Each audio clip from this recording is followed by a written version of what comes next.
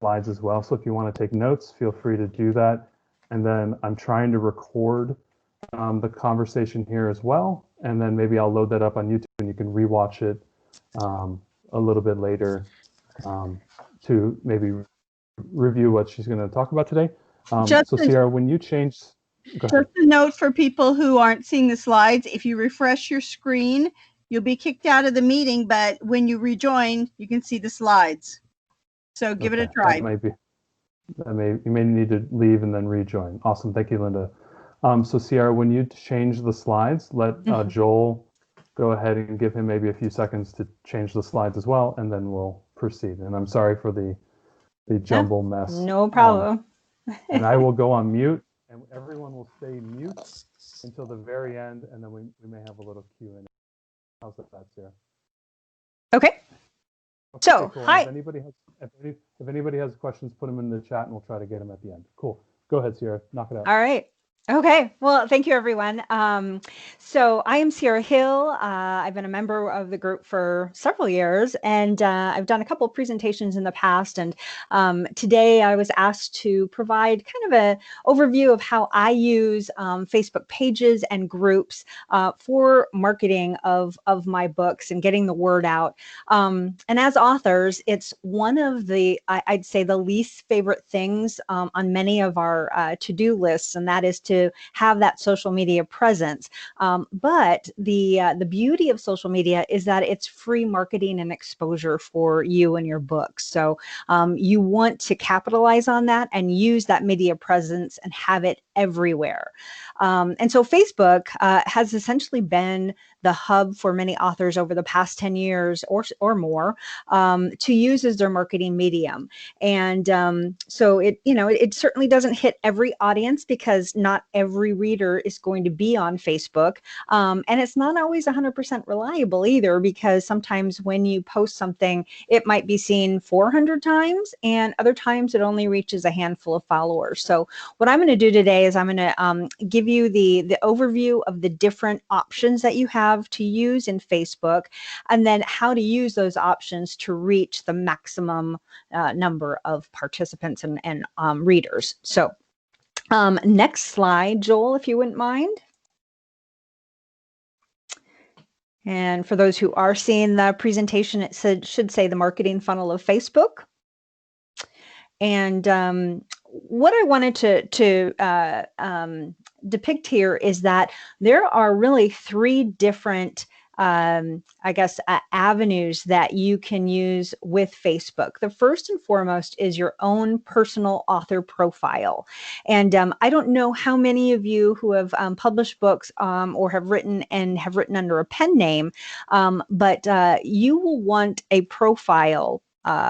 Likely, however you publish your books, under whatever name, have that profile, and that is your individual owner. So we look at our business, or our author business, as our business, and we as the business owner are the owner. And so as the owner, you want your own profile.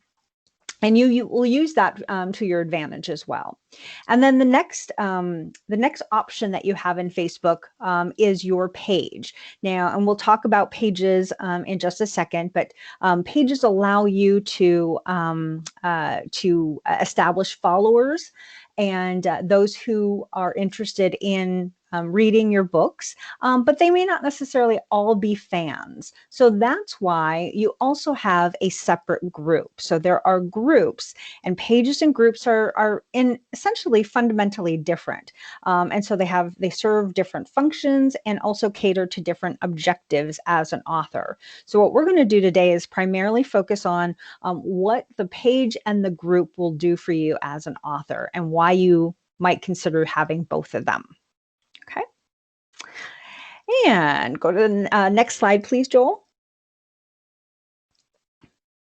So as I mentioned, as an author, you are the sole owner of your authoring business. And so on Facebook, I have created, Sierra Hill is my pen name, and I have created a profile under my pen name. And so as you'll see here that it's, if you pulled up Sierra Hill author in Facebook, this would likely come up as a person or under their people category. And I've established who I am. I'm a contemporary romance author. I'm a music lover, concert goer, etc. Okay, so this is where I have established friends, Facebook friends, and I think the maximum allowable friend list is up to 5,000 friends. And so over time, I have added friends that are within the reader or authoring community. And I use this primarily for, I use it to, share certainly things about my books, but about me personally. And so this is where I establish rapport with all of these 5,000 people worldwide, and they'll get updates on, what I'm doing, a concert I've gone to, or a book I'm reading, or it's just a way to leverage that audience. And it may not necessarily be all about books though. Okay, but I have to have this profile in order to have the page. And so we're going to go to the next slide. And what you should see here is my actual author page. Okay, so a page, basically your business front. So your profile is you as an owner of that business, and your page is that business front. It is public. So anyone who types in Sierra Hill will have choices to select either my my profile or my page. And as a public presence, it allows me to have that storefront. And it's unlike my profile because Facebook pages are visible to everyone on the internet by default. And I use my page as a place of business. I provide updates on new releases, sales, various other book sharing topics. And again, this is something that can be seen by anyone across the internet on Facebook or not. And I use the page to promote my business and services and promotional topics. Okay. Now, the question is, when then do you, if you have your profile and you have your page, two separate pages or profiles on Facebook, why in the world would you need an additional link with a group? So if we can go to slide 5. So the way that Facebook has described the difference is that, again, the page is public and anyone can like your page or follow you, but they may not necessarily be avid readers, or they might be your friends or family, or just people in passing. Right? Somebody who maybe walks by your storefront on a regular basis. But a group is designed to be a community for your readers. Specifically, this is your fan base. And a group is a place to communicate about shared interests with certain people. And it just provides a closer knit community. And many of my group is my reader group. And I've established that group over time to reach that particular audience who absolutely want to, know about my books in particular. Okay. And so Facebook looks at it as a community to share your common interests and express your opinions. And there are, I would venture a guess that there's a million different groups out there, and it's not just about, it's about businesses and opinions and politics and music, and everybody has a group these days. But groups allow people to come together around a certain cause or interest, or share related content. And so with a group, there's different options that you can set. You can have it as a secret group, you can have it as a public group, or a private group. And if we want to go to the next slide, please. You will see, for those of you who are seeing the slide deck, I've established a group by Sierra Hill. And again, I can't establish that group unless I have that profile. So I created the profile. And I've established my reader group for my fans, and it is set. You'll see under the name of my group is Sierra's Sexy Swooners. That's really hard to say 3 times, really fast. But it is a private group. And this is meaning that I, as the owner of this group, I will only allow certain people in. So it's not public. It can't be seen by anyone. Not anyone can just post in my group. And they have to be invited, or they have to ask to join the group. And so as an owner, I can go through and accept those people who have joined. Okay. So a group can be public or private or secret. This one in particular is private. And it requires an administrator to approve membership. And I require approval for readers to join my group. So I ask certain questions. If they click on, they find my group, Sierra Sexy Swooners, and they ask to join, there's several questions that I've established to find out the legitimacy of those people. Okay, I want to make sure that they are indeed readers that I want in my community. Okay. And then I also restrict the posts. So Facebook allows you to keep a really close tab on the posts that are viewable and visible. And so any post from anyone outside of me has to be approved, and I get notification to approve it or not. Okay. So we'll talk a little bit more about the reader groups and what you do with those. I'm going to go into the next slide. And so here you have your profile, and you're sharing things on your profile on Facebook, and you have this page, your business front, and then, oh my gosh, you add another thing, which is your group. So you've built all of this, you've created all these groups and pages, but now what do? Right? You don't just create it and they'll follow you or they'll come. Okay. It requires consistent daily post activity. And as I mentioned, and I think many of us authors tend to get really bogged down with, how do I find the time to market myself out to, the world? But there is a systematic approach to it, and we'll talk about how do you make content decisions and how do you find time to do this. But it requires consistent daily post activity. It also requires various content and not just book selling. If there's one thing that I've found in having these different mediums, is that if I just post about my books every single day, I will not get the engagement that I want. I will not see the readers interact, because you can't just push these things out and expect for them to latch on to these things. Okay, so you can't just create it and expect it to be self-advertising. It's just one cog in the wheel. And you can't neglect it. It requires time to build and recruit followership. Okay. Sierra, we have a quick question on how long you've had the group. Oh, good question. I think I have next slide. We'll go on to the next slide. So, as I mentioned, you have to recruit. You can't just create the group or your page and expect people just to see it and say, oh yeah, I know Sierra, I wanna join her group. It doesn't work that way. You have to constantly recruit members to join your group. And so this is kind of how I have done it over the years.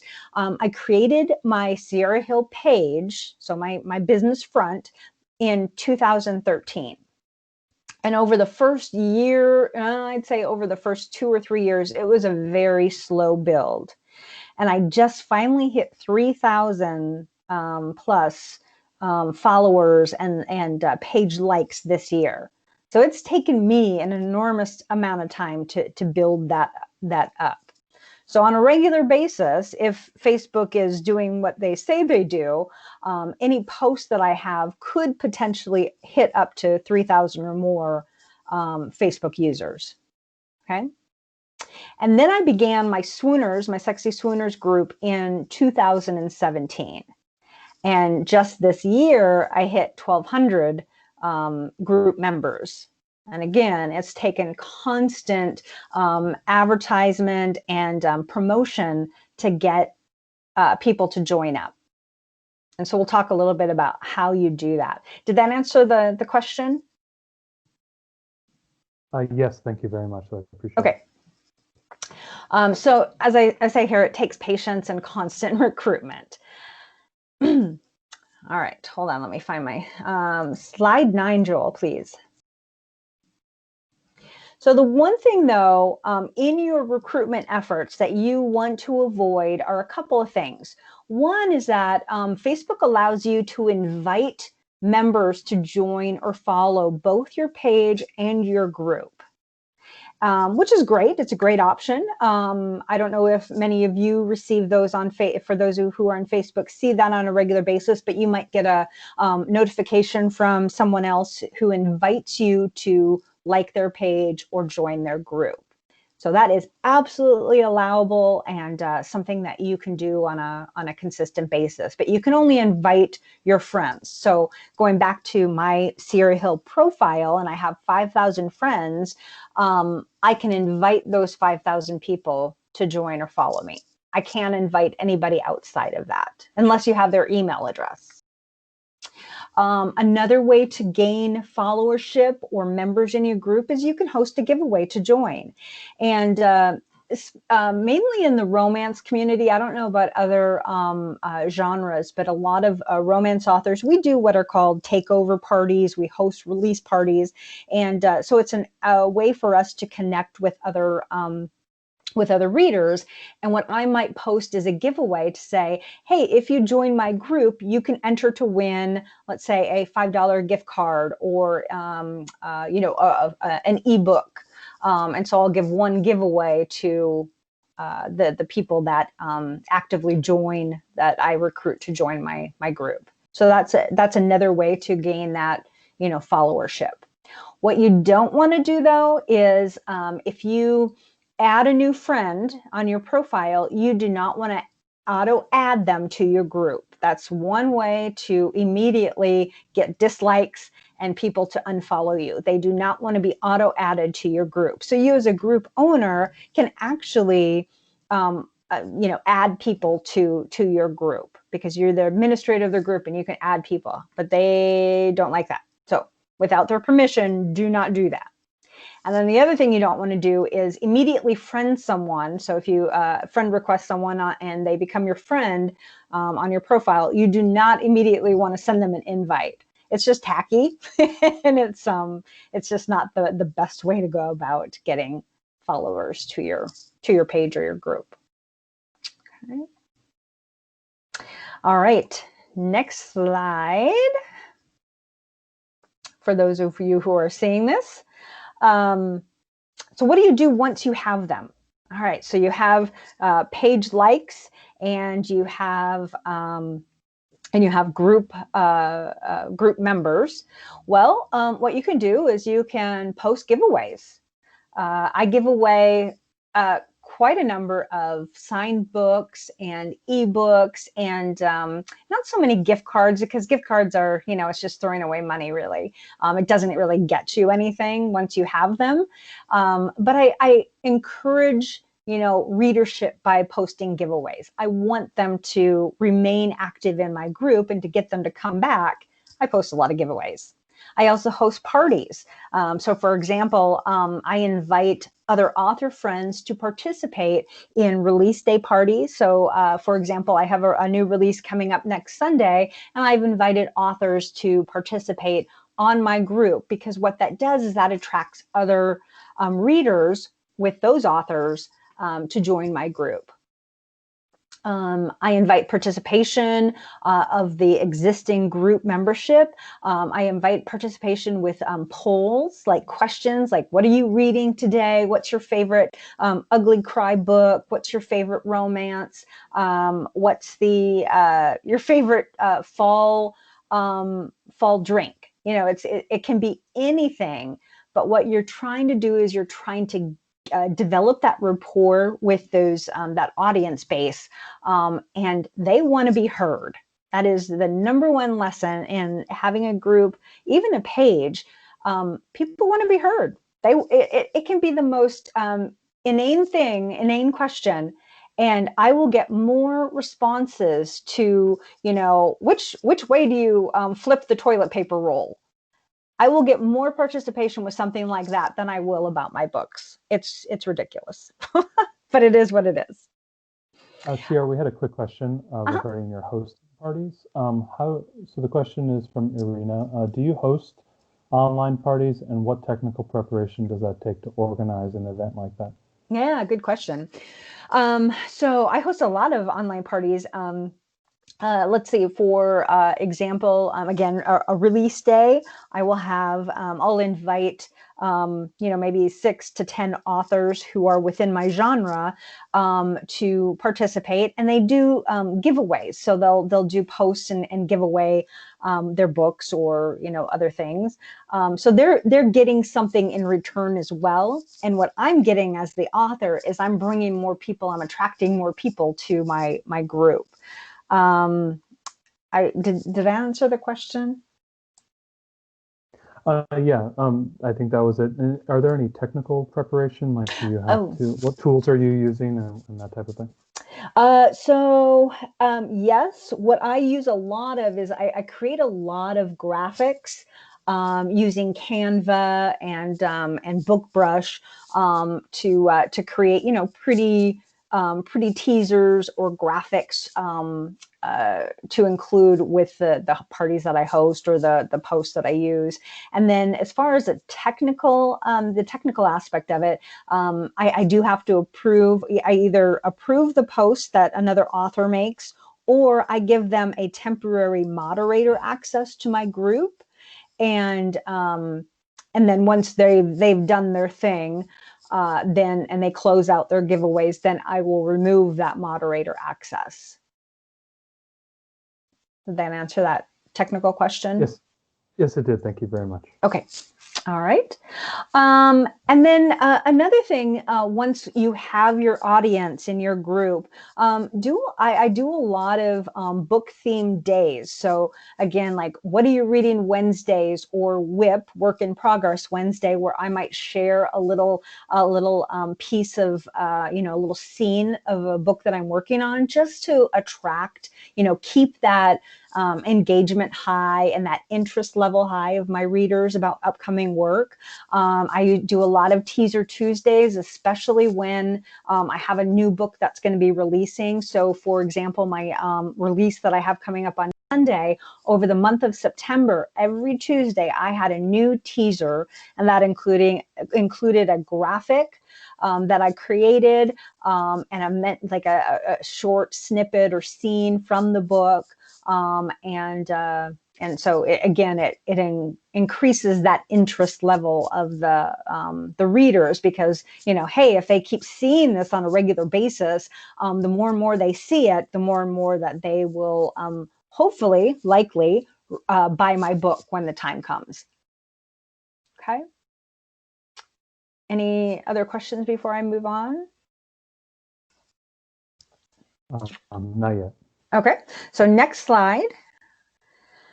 So the question then becomes, all right, here I have a profile, I have a page, I have a group, and how do I find time? What do I even look for in terms of content? And the beauty of this, people have made a business, and I'm not even kidding. They've made a business out of creating content marketing for authors, like giving you regular daily suggestions on what kind of content to put on your Facebook groups or your Instagram accounts or all of that. And what I do is I check out what works for others. All right, so I look at my other, contemporary authors, my cohorts in the writing business, and I find out what they're doing. I do a lot of stealing, as do many others. We call it sharing and swapping of content. And you're on there, you follow them, you look at their groups, and if something works for them, you might take it. It might be a meme, or just again another a poll, a questionnaire that got a lot of engagement, and I might use that as some content. You can schedule your content. So I have a planner, and I sit down and I schedule my content for the week, every week. And I have to make sure that I'm mixing it up between fun, engaging posts and book theme posts. So I mix it up.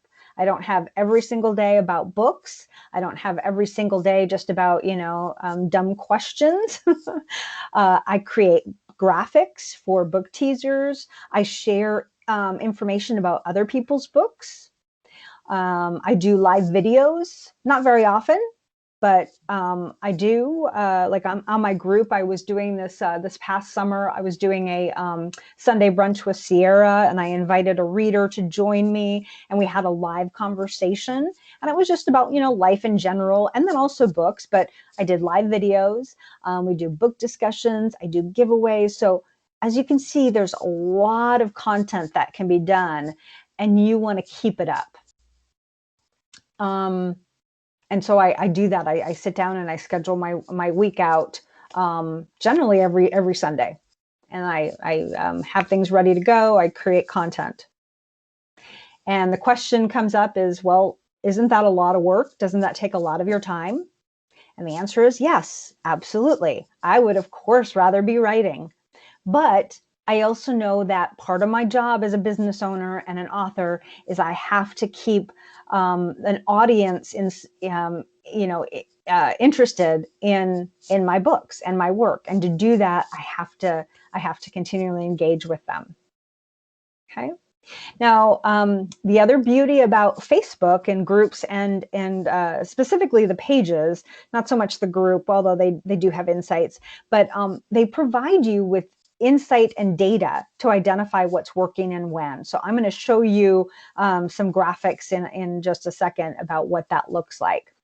And the other thing is, you don't have to be available every day on Facebook if you don't want to be. You can pre-schedule your posts on both your pages and your groups. So on Sunday, when I sit down and I do my calendar of events for the week, I can pre-schedule posts if I want to.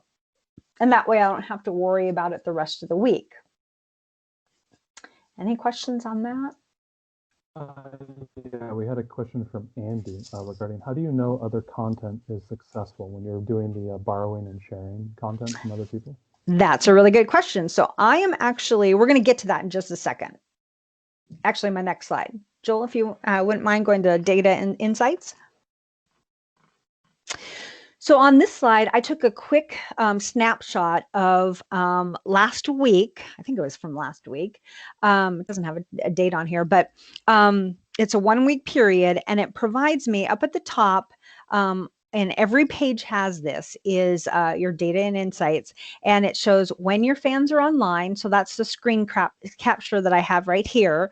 There's also a post type tab, and then top posts from pages you watch.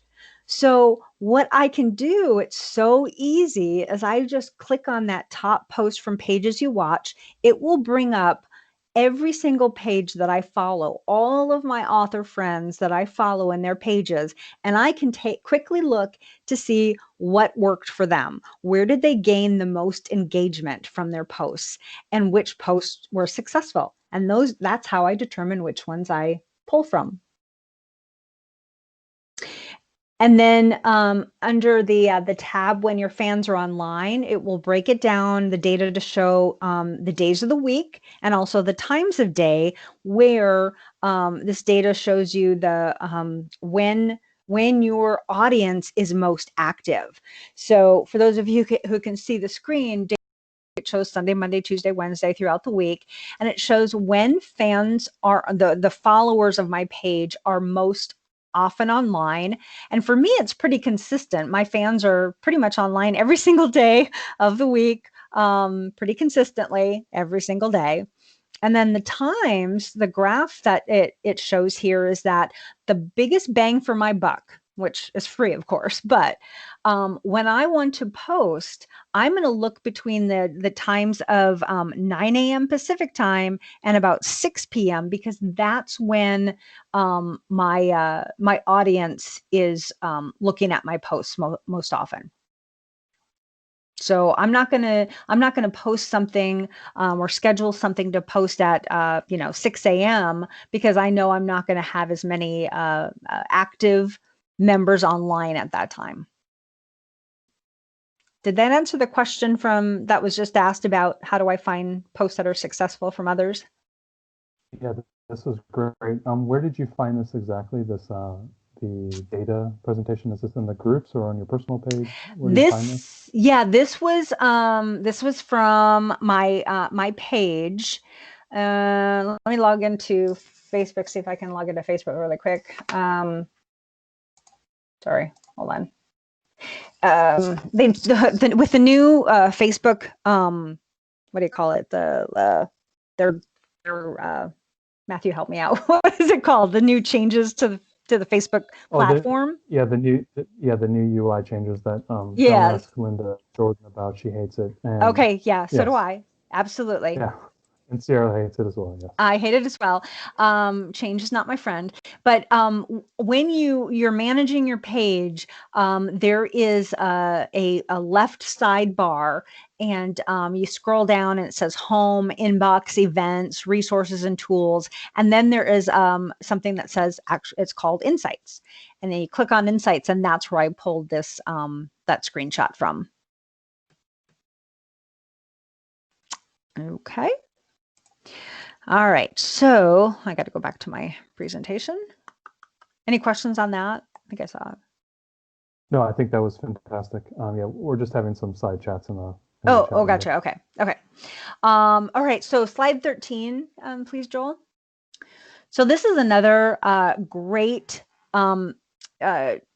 tool that Facebook provides as well, and it is found again under the Insights page. And I'm trying to pull up my insights right now. And it's going very slowly.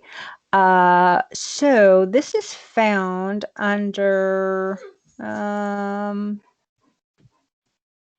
okay. So it's found, both of these graphs are found under the posts under the insights. And so what it tells me is it shows me every post that I made in a given week. So as you'll see, I posted on September 17th and the 19th and the 21st and the 22nd, 23rd, 24th, 25th, etc. Oh, hold on a second. My dog is freaking out. It's okay. You're fine. Lay down.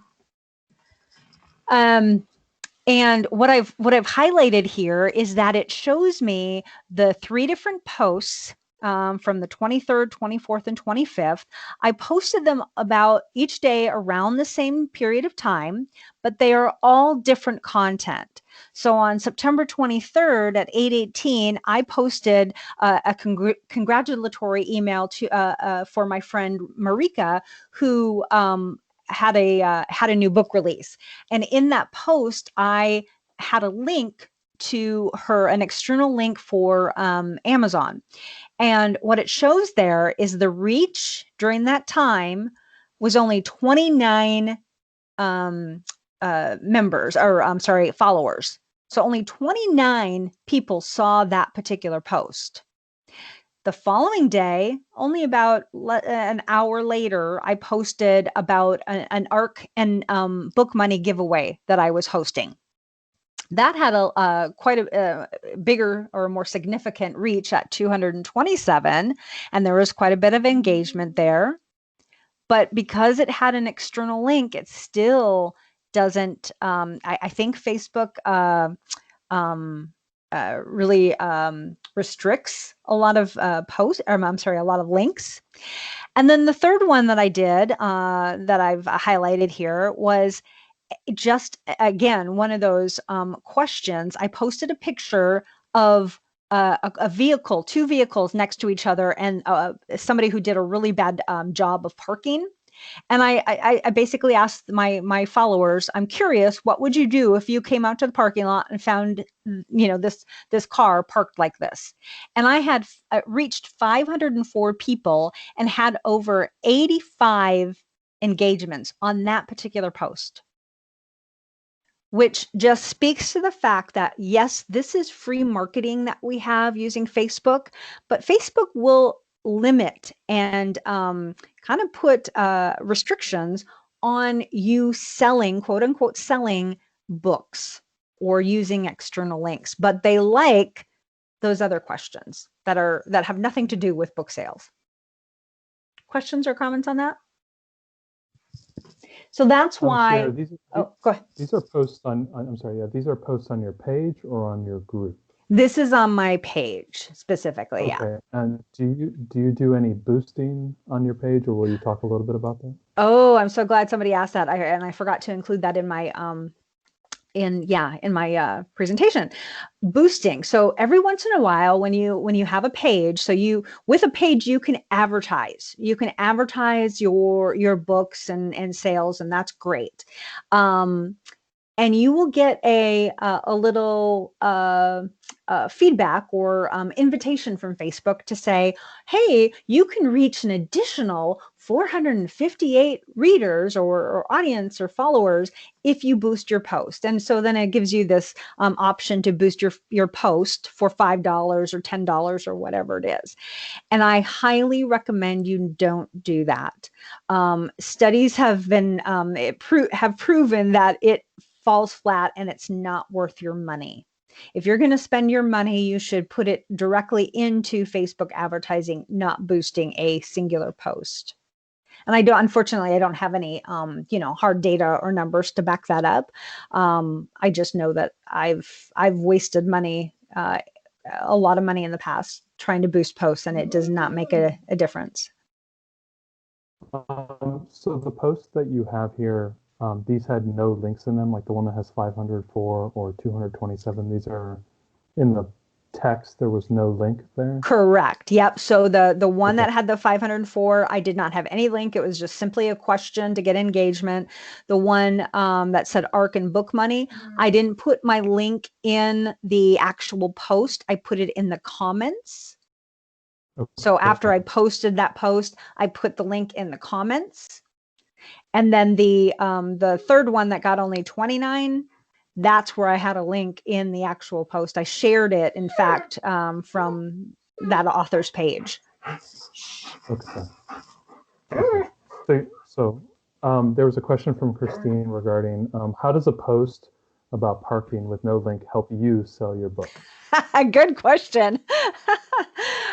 It really doesn't. Well, I mean, I suppose it could. What it does, though, is these are 3,000 or more people who may or may not read my books, but I still want that activity. I want them to be seeing my regular posts because at some point, they may, by engaging in this particular post and reacting to it, they may see my next post, which is about my book. And by them seeing it, then it will draw some sort of action from them. That is the hope. Does that answer the question? I thank you. Yeah, I think that does. Yes. All right. There's a question from, I'm sorry. Who is your friend there? Who is your friend there? We're all debating on who your friend is there, who's breathing really heavily.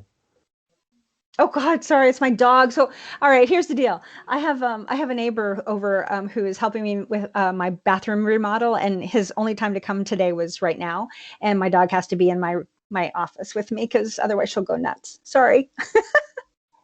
No, we were all wondering. You're a romance author, so we were all debating.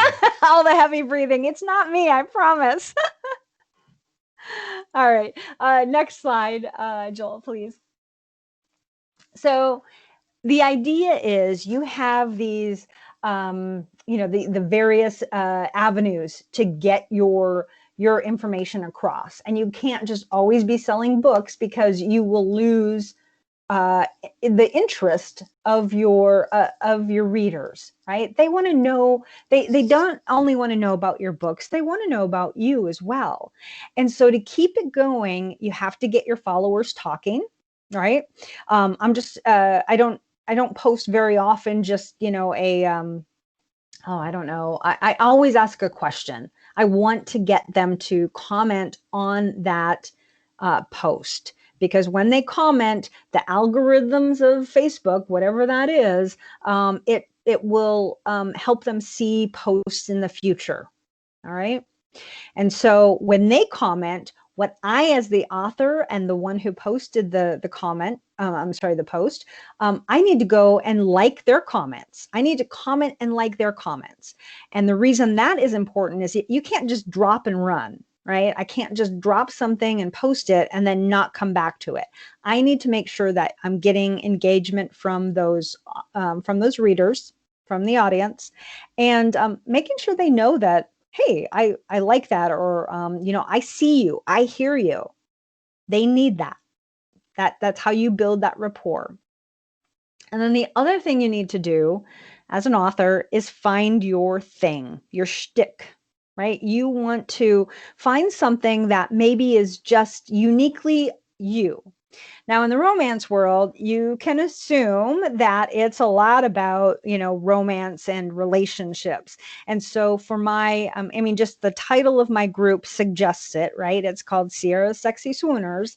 And I want my readers, my swooners, to find joy and happiness and share that same interest in my group. And so what I found as my thing, cheesy or not, is that once a week, I will post a picture of a very sexy, hot man, or a couple, and that's because that is my readers are interested in books that have relationships, and that's just my thing. So I post pictures of sexy men on a weekly basis, and gratuitous or not, it catches my reader's eye, and I use that to my advantage.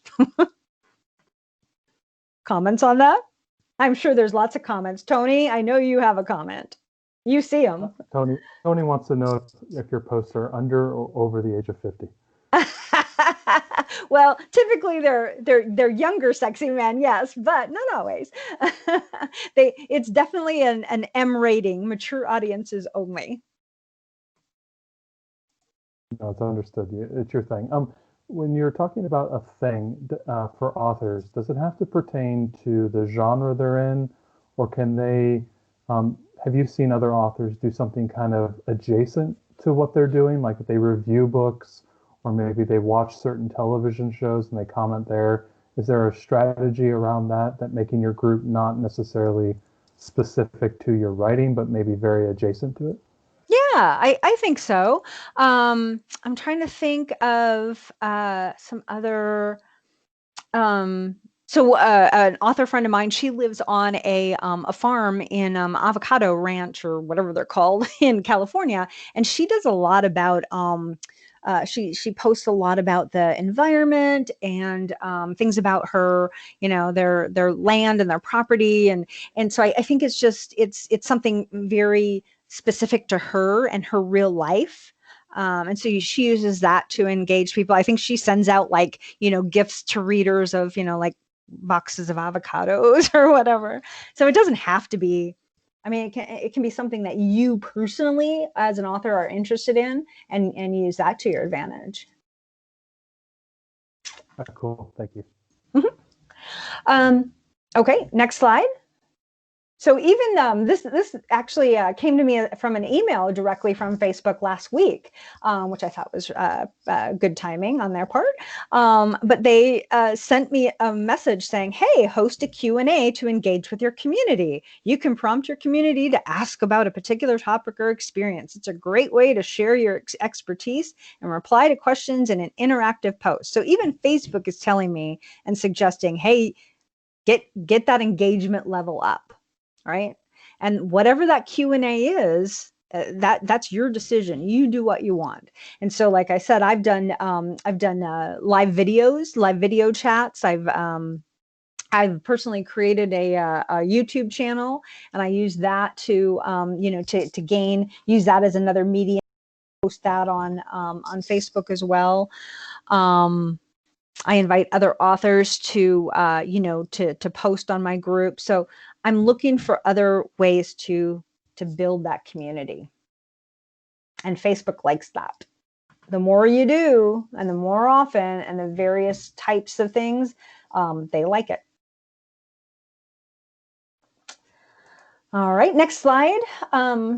Joel?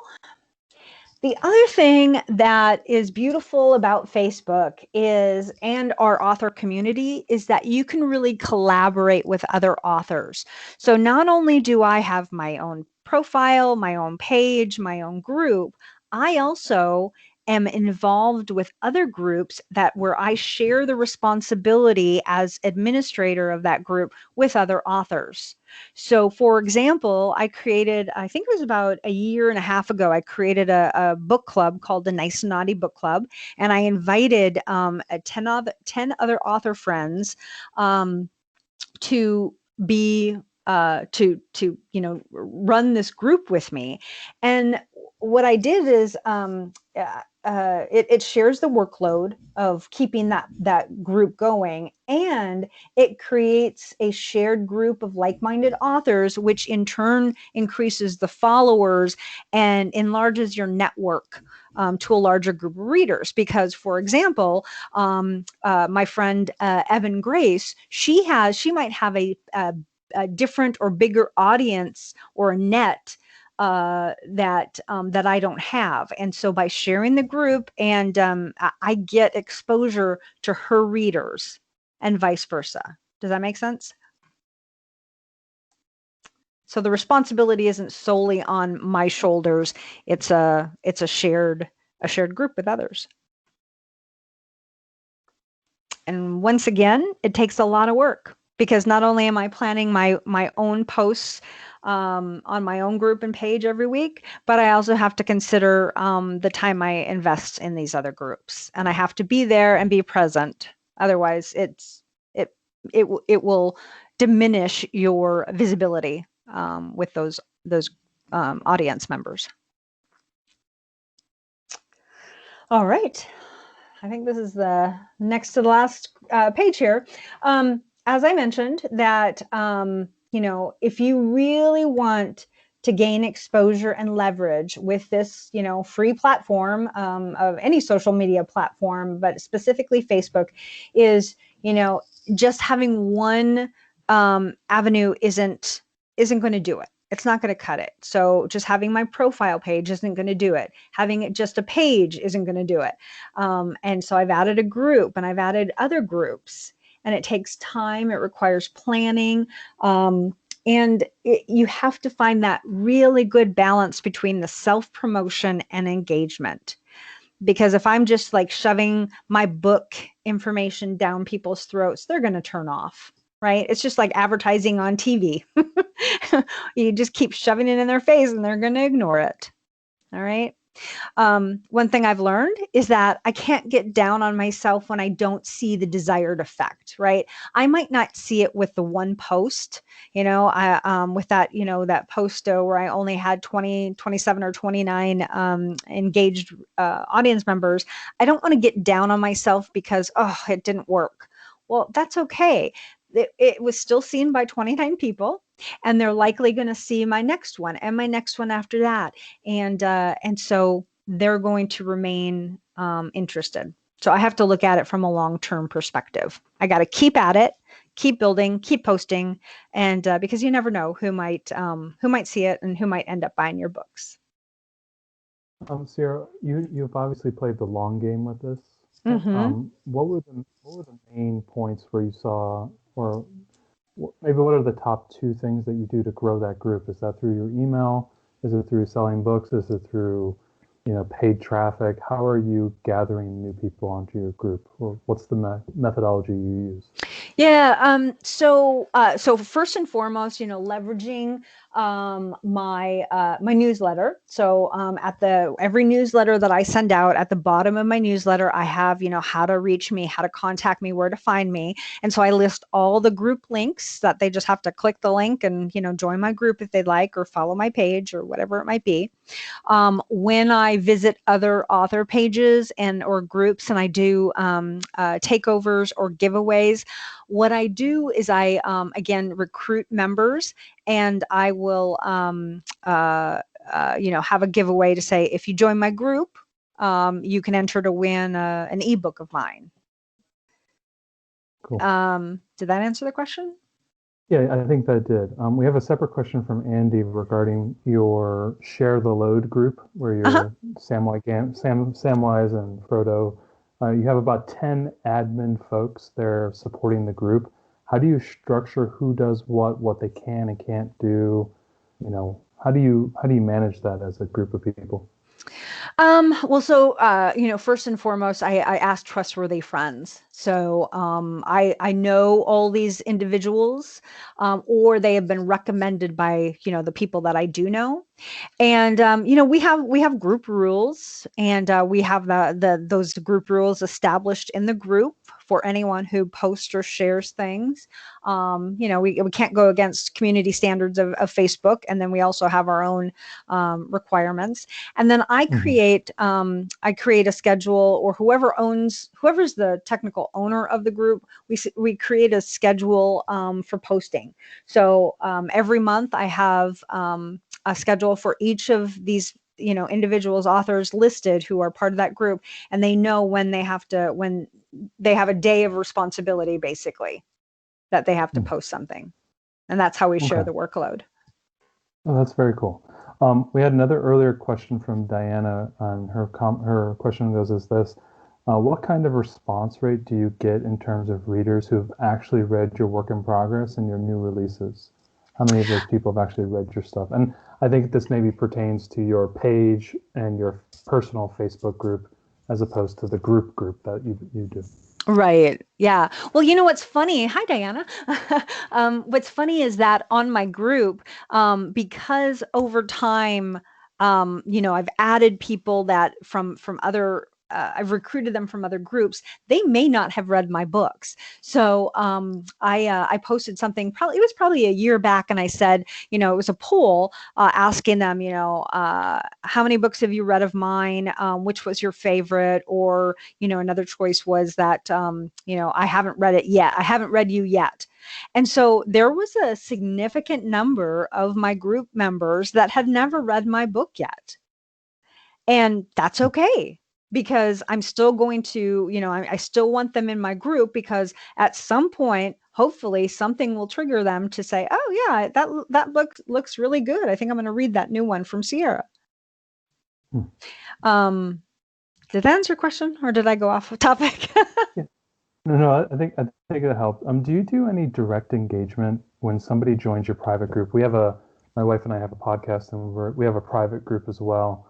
And every week we welcome the new members to maybe stimulate some engagement. Do you do something like that, or do you do anything specific to welcome new people to kind of, they signed up and maybe they forget they signed up? Is there a way to bring them back? There is actually Facebook will they used to remind you I don't know in the new format if it does or not. I don't know, but they'll send you a little note to say you have new members, and it gives you an option to create a post to welcome those new members. And I've absolutely done that. We had a big on our Nice and Naughty group, we had a big membership drive last month where we gave away signed books to a lucky winner who joined the group. And I think we had from start to finish, we added 150 new members. And so what I did is I created a welcome post and encouraged them to respond. I said, welcome, where are you from? We're glad you're here. And then they post where they're from, and and so so absolutely. Cool. Welcome new members. So Diana, yeah, okay, cool. So Diana had a follow-up question to what she had before. Can you maybe talk a little bit about the difference between a post, an update, and maybe the quote-unquote adding to a news story? She's new to Facebook, and so she sees these terms and she doesn't necessarily understand what they are. Okay, so I'm sorry. Start back on the first one. So A So post? a post, Uh-huh. an update, and then adding to a story. Are they the same? Are they different? If you Okay. don't know, it's okay. So a post is actually where you go in, and this applies to all three. So whether it's your profile or your page or your group, they all are alike in that you can create a new post and share whatever on your mind. You can add a photo, you can add a link, you can whatever it is that you share. So that's a post, and it's the same across the board. A story, and I'll be the first to admit I don't use stories all that much, but a story is just a really quick, it can be a picture, it can be a photo. Like I posted today in my story, and it's only on your individual profile. So only stories are only available. I could be wrong, but I've only seen them on an individual profile. Like today, I posted a couple of stories about my current work in progress with the bathroom remodel. I also posted my 1 week teaser that 1 week from today I'm having a new release, and it's just again another avenue to get viewership. Did that answer the question? I think it did. I think it did. Uh, a lot of people, you're doing a lot of work to bring people that are on Facebook into your private group. Is there an endpoint for those users? Are you trying to get them onto your email list eventually so you can, capture them that way? Or is the Facebook group the endpoint for you, for those users? What's your thinking along those lines? It's not, Facebook isn't an endpoint. It's just one of the many tools that I use for notifying members and attracting them to read my book. So I would say the majority of my group members follow me, or I'm sorry, are subscribers to my email. But my subscriber email, I would say that only maybe a quarter, not even a quarter of them, a small number of them are actually my Facebook group. So I see them as two different audiences, and I use them differently. Perfect. Thank you very much. We had a question regarding vetting people. You talked about having questions to go on your Facebook group. Yeah. There's a concern about, I think the person here I think Diana was asking, the people who want to friend her are middle-aged men from other countries, and she's a little concerned about that. How do you weird out the weirdos on your personal, maybe your Facebook page, the one that is kind of your business front? Obviously, you said you have the questions for your Facebook group. How do you handle that on your page? Yeah. You can't do it on your page. So because your page is public, anybody can follow or like you. So your page you have no control over. It's your group. So when you establish your group, again, you can choose whether your group is private or public or secret. And so with my private group, I then have the ability to manage the member additions, and there is something in your group called it's an option that Facebook gives you. It's called membership questions, and you can establish questions. I think they only give you two. I'm looking at it right now. They only give you two options. So my options are question number one: what types of books do you typically enjoy reading? So a reader has to answer this, and they might say, oh, I love contemporary romance, or I only like thrillers. But if they leave it blank, then I'm not going to accept them, because I only want readers to be part of my group. And then the second question is, it says, are you okay with regular posts of hot men and or couples? So I know, right? But I don't want anyone who is going to be easily offended by, again, my thing, which is I post these pictures on a regular basis. Now, I don't go against community standards because Facebook says there's no nudity or anything like that. But I don't want someone to join my group and then be offended by something that I posted. So I make sure that question is up front. So the questions that you use are going to help you weed out if somebody leaves them blank. I do not approve them as a member of my group. Did that answer the question, Diana? Yes, I think so. And then she had a follow-up. Where's your go-to for those pictures? Well, I use Instagram. I pull from Instagram. I pull from other authors because let's face it, the romance author world, we have a lot of male models at our disposal. So No problem. Sounds good. All right. So, does anybody have any other? Tony wants to know if your husband is your cover model. and that would be a distinct no, definitive no. If anybody has any other questions in the chat, we're at 1 hour. We'll probably want to relieve Sierra. She's done a fantastic job. If there's any other questions, type them in real fast. Otherwise, Sierra, absolutely fantastic job. We're going to try and post this as a video onto YouTube, and people can follow up. And you're free to post it wherever you'd like, Sierra. I'll give you the link for it. Cool. And Joel, thank you very much for running the slides. Yeah, it was thank very you. Smooth. Yes.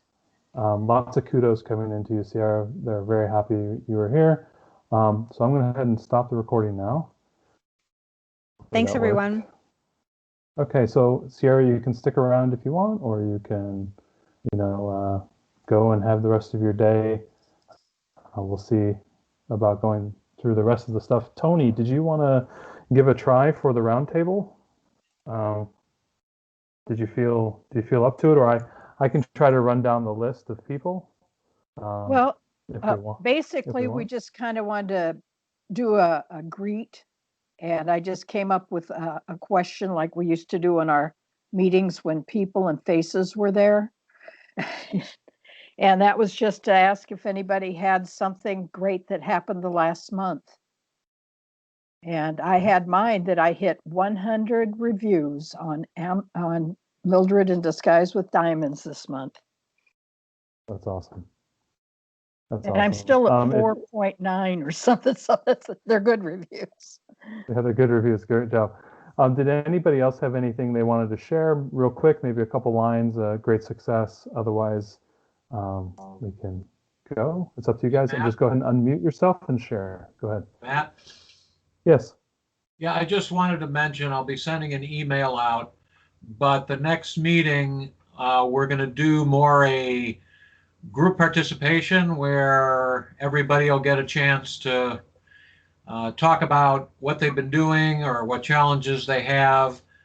More of a meeting of the group rather than somebody doing a presentation.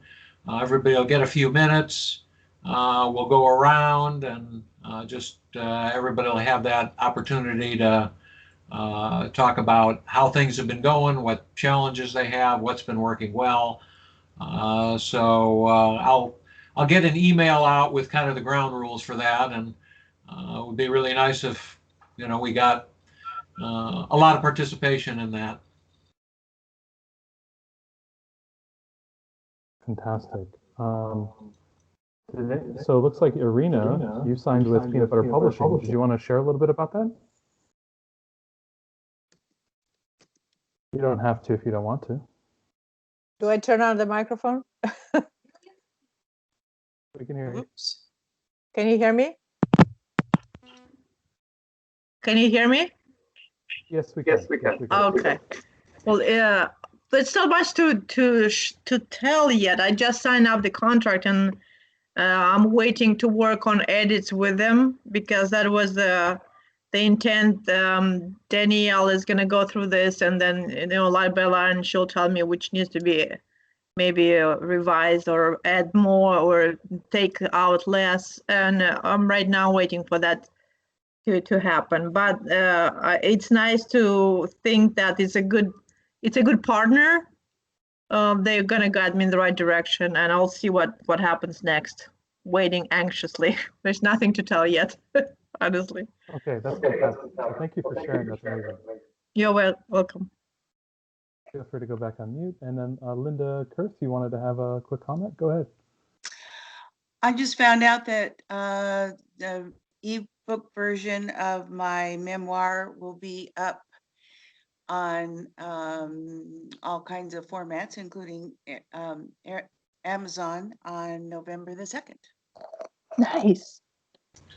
I'm sorry, who was that? I didn't catch that at the beginning. Okay, you don't know me. I've only attended once, and I've just re-upped my membership. My name is Linda Moore Kurth, and I've written a memoir called God, the Devil, and Divorce. And it's a little controversial. It's mostly for Christians, and yeah, I have a hybrid publisher called Morgan James, and it will be in their faith division. But the ebook will be up on November the 2nd, and then the paperback will be available to the general audience on March the 2nd. Awesome. Linda, I'm about to hit send on the response to your email, and maybe in about 20 minutes. Oh, thanks, Matt. Yeah, no problem. Did anybody else have a comment or something they wanted to say? Well, I just want to make sure that everybody on the call here, we have your email. So I can include you in the email about what's coming up in the next meeting.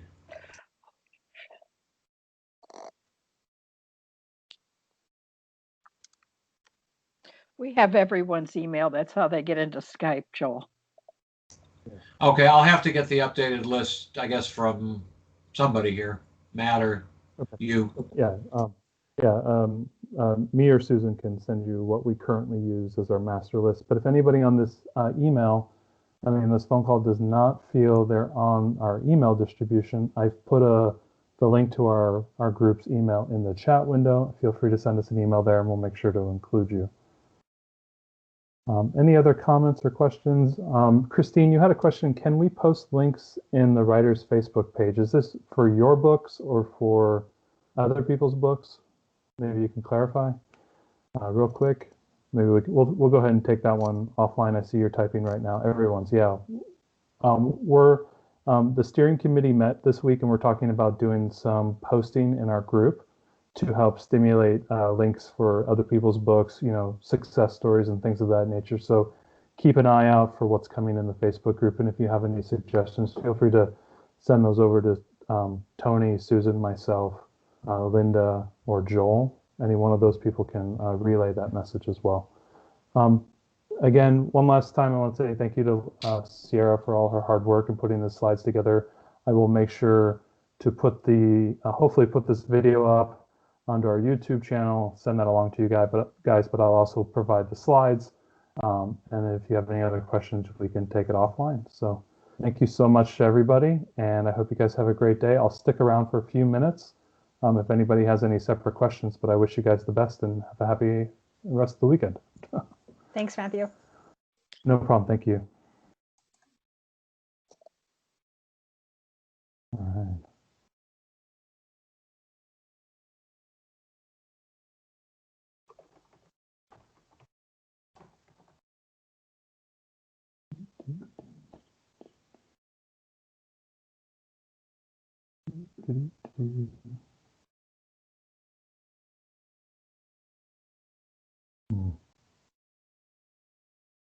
This is all screwed up.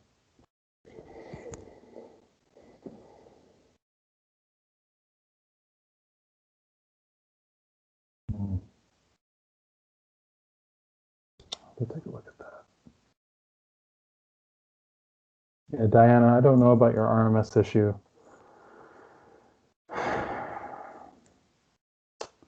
I'll have to take a look at that for you.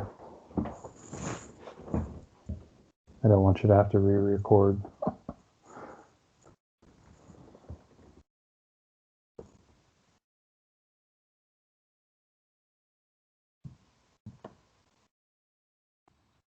Yeah, I've looked at a bunch of tutorials and I tried the things on the website, and it they all alter the ways that it fails to pass the ACX check, but Hmm. but it won't pass. And I'm not sure if part of the issue is my mic set up in the first place, and so I sure don't want to record it a second time and it still can't be mastered. So Yeah. Did so what type of microphone did you use? it's Is it like a it's a USB microphone? it's a Blue Yeti. Okay, that should work. Uh, Yeah. yeah, no, I think it's a good setup. I'm using Audacity and Blue Yeti, and I have a pop filter. Okay. But it just says that the RMS is out of decibel range. And part of the problem is it's all Greek to me. I don't know, is it too loud, too soft? What exactly is the issue? So, Were you able to put the RMS plugin into the leveler into Audacity and then run that? It doesn't seem to do it right now. I think I might have to upload a new Audacity. I haven't done it because I'm not sure if that will somehow erase all my audio files, to download the new version, but I might just do it anyway. Always try to keep the latest software, but Audacity shouldn't be breaking on you like that. Members. Do you think you might have missed one of your files, and one of your files is failing? No, I've tried different ones and they all